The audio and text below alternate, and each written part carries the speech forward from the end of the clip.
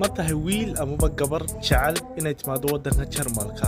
taas oo doonaysa inay hesho haddii noqoto waxbarasho free haddii noqoto mishaharka laftigiisii iyo sanado ka bacdi laftigeedaba haddii aad buuxiso shuruudahan soo socda mid noqoda qof qaata waddankan Jarmalka baasaboorkiisa ama dhalashadiisa muuqaalkeenan maanta ayaan kaga hadli doonaa tabtan yar ama sirtan yar ee fudud oo aan hore uga arag qof Soomaali ah oo ka warramay intaan ku guda jiray barteena YouTube-ka kusoo muuqaalkeenan maanta dhamaantiinba waxaan guda gali doonaa shuruudood oo looga baahan yahay qofka markii uu dalkeena joogay ama meel kasta oo Soomaalidu degto uu joogo inuu soo buuxiyo ay tahay si uu ugu yimaado dalkan Jarmalka marka la joogay dalkeena Soomaaliya ama meel kasta oo ay Soomaali degto ama adduunka caalamkiisa intiisa kala waxaan filayaa nidaamkan markuu dugsiga sare ka baxo ah haddana uu jaamacadda gelayo dhowna shaqo uu raadinayo badan ay tahay nidaam aynu ka wada simanahay laakiin dalkan Jarmalka waxa uu leeyahay wax yiraahdo Ausbildung ama markaan af Soomaali gareeno noqonaya xirfad haddaba maxay tahay difference amaba kala duwanaanshaha u dhaxeeya xirfadan iyo jaamacaddu maxay tahay jaamacaddu wayna wada ogsoonahay dhamaantiinba jaamacadda qof markuu secretary ka baxo kadibna wuxuu galayaa jaamacad kadibna waxa loo dhigayaa takhasus ku takhasusaya wax badan kadibna markuu jaamacadda ka baxo ay theory-gu bartay kadibna practical amaba uu si ugu shaqeynaya taas weeye jaamacaddu haddaba xirfadan iyada laftiga xirfadan haddaba maxay tahay xirfadan amaba Ausbildung-kan waxa weeye qofkii marka uu ka baxo galaaska tobnaad dalkan Jarmalka amaba laftigeeda waxa arkaysaa qaar ka baxay dugsiga sare ee dalkan Jarmalka xirfadaas waxay qaadataa inta u dhaxaysa sanad ilaa 3 sano ay qaadanaysa qofkii la intuu ka qalin jebinayo haddaba xirfadani waxay kaga duwan tahay jaamacadda waxa weeye in theory-ga ama waxa lagu dhigayo yahay wax aad u yar practical-ka ama shaqada la qabanayo ay tahay aad mid u badan waxaan uga jeedaa inaad yani 4 casho ama 3 casho aad shirkadu shaqo tagaysid oo aad mushahar ka qaadanaysid 2 cashana aad iskuulka tagaysid shuruudahan horta iga qabso qofkii yahay qof soo dhameeyay dugsiga ama heer sare ee waxbarashada oo soo dhameeyay waxaan filayaa galaaska 12aad marka qaarkood laakiin galaaska 10aad oo kaliya haddii aad soo dhamayso waa macquul in xirfadaha qaar ay ka aqbalaan matqana faa'iidooyinka ay leedahay xirfadan qofku inuu barto ama ba sheegay inuu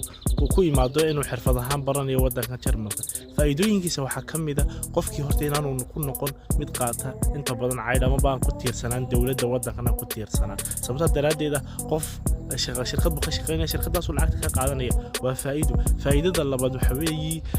qofkaasi inuu 3 ama 5 sano ka bacdi uu ku qaadan karo sharciga waddanka Jarmalka shuruudeena labaad haddaba waxay noqonaysaa mataqaanaa qofkii inta badan waddanka Jarmalka marka la joogo waxa uu aad u tixgeliyaa Soomaalida horta joogtaana way commentiga ku qori doontaa inuu waddanka ka dambeeyo luqadiisa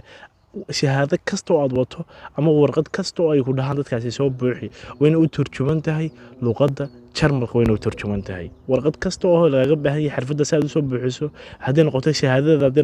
haddii noqoto dhalashada haddii noqoto waraaqo kaleba wayna u turjuman yihiin luqadda Jarmalka wayna u turjuman yihiin shuruudaasina waa shuruudda labaad shuruudda saddexaad ay waxay noqonaysaa qofkaasi baasaboor Soomaaliga uu sito laga yaabaa in carqalad ku noqoto laakiin mar walbaba horta haniyad jabin waxaad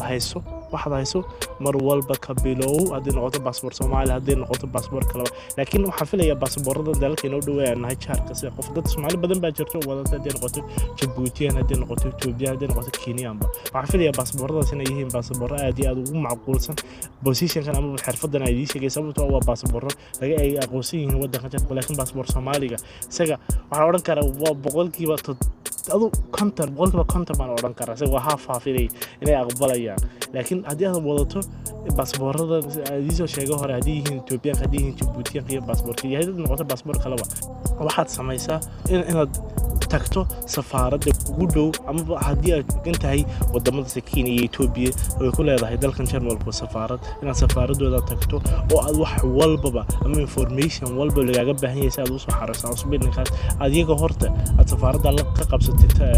ballan aad ka qabsatid kadibna aad u tagtid kadibna aad information ko dhan aad ku tiraahdo maxay yahay horta information looga baahan yahay qofka markuu doonayo inuu xirfadaas ama Ausbildung-kaas ka soo diyaariyo waddanka Jarmalka maxay yihiin shuruudaha looga baahan yahay safaaradaasna mar walba waa muhiim inaad tagto oo aad ka war doonto oo aad bal warbixin wacan ku soo siintay waayo safaarad walba laga yaabaa inay si ay u dhaqanto ama ay shuruud iyadu leedahay ku soo kordhiso laakiin shuruudahan aan maanta ku sheegaya waa shuruudaha standardka yacni meel kasta ama xirfad kasta oo qof markuu soo xareynayo looga baahan yahay amaba ay tahay inuu soo buuxiyo faa'iidada kale ay leedahay waxa weeye haddii aad tahay ka soo qaado kale qof yacni leh reer amaba ay caruur dalkii ka joogto marka ugu horreysa horta inaad waddanka timaado oo aad 3 sano inta ugu badan xirfadahan waxay qaataan inta u dhaxaysa sanad ilaa 3 sano ay qaadataa xirfadda ugu badan waxay qaadataa 3 sano ayay qaadataa marka 3 sano markaad xirfadaada dhamayso waxaad xaq u leedahay inaad tagtid meesha amaba dawladda aad ka codsatid inaad reerkaagii kaa joogay dalka inaad keensan karto waddanka aad keensan karto oo aad tahay qof muujiyay inaad isku kaaftoontay oo ay carruurtaada amaba dalka amaba dadka imanaya dhashay amaba qoyskaagana aad tahay mid ku kaaftoon taasina waa faa'iidooyinka ay leedahay markuu qofkii ku yimaado xirfadahan waddankan Jarmalka taas waa mid ka mid ah faa'iidooyinka ay leedahay shuruudda afraad ayaa waxay noqonaysaa shuruudda ah inuu qofkii haysto shahaadada amaba certificate inuu qofkii yahay qof luqadan Jarmalka B1 uu ka haysto marka qofkan doonaya inuu xirfadaas soo xareeyo waa inuu haystaa shahaadada amaba luqadan Jarmalka inuu ka gaaray levelka la yiraahdo B1 mid ka mid ah faa'iidooyinka ay leedahay marka qofku uu ku soo galo waddanka Jarmalka xirfadaha inuu 3 amaba 5 sano uu ku qaadan karo baasaboorka amaba dhalashada waddankan Jarmalka isagoo aan marin wadada aad iyo aad ka u dheer ay maraynta badan dadka qaxoonti ahaan isu dhiiba sababtoo daraadeed qofkan waa qof ku soo galay xirfadahan qofkan waa qof ku soo galay waddanka diyaarad iyo sharci ku soo galay waa mid ka mid ah faa'iidooyinka ay leedahay marka qofku uu ku soo galo waddanka Jarmalka xirfadahan uu ku soo galo shuruudda shanaad ay waxay noqonaysaa shahaadada aad wadatid ee B1 amaba B1 loo yaqaano inay tahay mid uu aqoonsan yahay dalkan Jarmalka waana barafud walba aad gelin amaba inaad shahaado wadataa shahaado muctamad ah shahaado uu aqoonsan karo waddanka Jarmalka waxaan filayaa inay jiraan marka la joogo dalka Itoobiya way jirtaa waan filayaa ay sheegeen imtixaanka la yiraahdo B1 aad ku geli karto oo lagu siinayo hadhowna shahaado uu aqoonsan yahay waddanka Jarmalka Kenya waan filayaa wadamada kale ee safaaradaha ku leeyahay waan filayaa inay tahay inay jiraan waayo waxaan arkay Kenyan badan waan arkay oo meesha waddanka jooga inta badan neerasa oo kasoo sameeyay waddankooda luqadda ku soo sameeyay shahaadooda inay ahayd mid la aqoonsay marka way jiraan iskuulo badan oo aqoonsan yahay baajarada waddanka Jarmalku oo ku yaala hadday noqoto wadamada Itoobiya iyo ama Kenya ama wadamada kale Afrika ku yaala marka shahaadada B1 ka luqadda Jarmalku waa inay noqotaa mid la aqoonsan yahay waa inay noqotaa taasina waa shuruudeena shanaad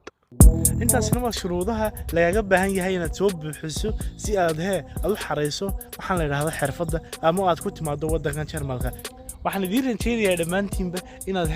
halgantaan oo aad u halgantaan waxaad nolosha mustaqbalkeeda insha Allah ta'ala hadaynu si noolaano aad doonayso inaad gaadhid marnaba haysidii ma kuleeyahay noloshaada intaad nooshahay ku fakar mar walba positive wanaag ku fakar dhanka khayrka ka fakar haddii uu rabbi horta caafimaad ku siiyina waxaan ogsoonahay rabbina idmo